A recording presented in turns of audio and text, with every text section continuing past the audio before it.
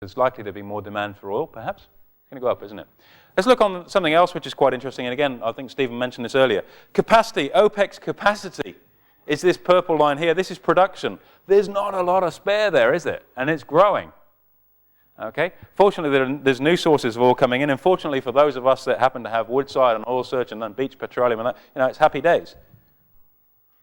Now, this is the economics. I spent years studying economics, and I'll just distill this down to about the next sort of minute or two if I can. This is the supply and demand function.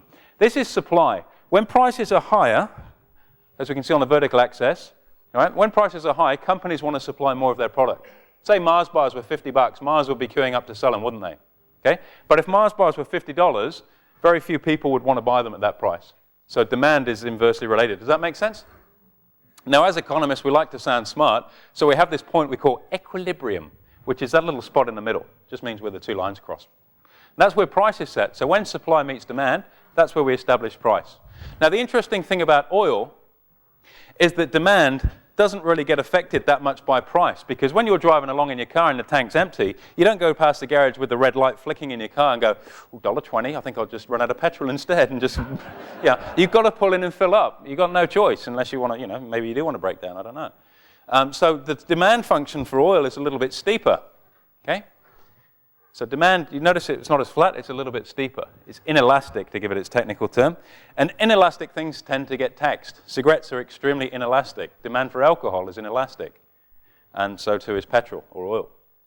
Now what we've also seen is the supply of oil has been disrupted. We've had problems in the Middle East, in Iraq, and so on and so forth. So supply's moved up. The new equilibrium is where? At a higher price point. That's the economics behind why prices are rising.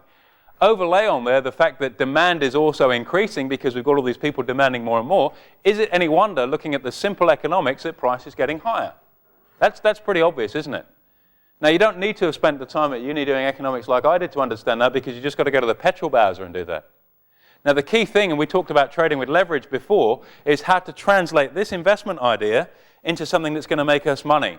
Now, this contract here is the light crude contract. Again, what's the overall trend on that? So if it's trending up, isn't it the sort of thing that we should have in our portfolio? And if we're very confident that it's a genuine trend, it's not just a bit of a speculative sort of move, shouldn't we be getting long of it using derivatives to get that maximum leverage? Because isn't it a high probability trade? If more and more people are demanding oil and supply is reasonably fixed, or there's a lead time before more supply comes on and prices are moving up, we should be long oil or long oil stocks using as much leverage as we can get our hands on, because I would think, it's an easy word to throw in, but I would think that that's a pretty strong case for prices moving higher, is it not? It's a pretty high probability trade. Now, here's the big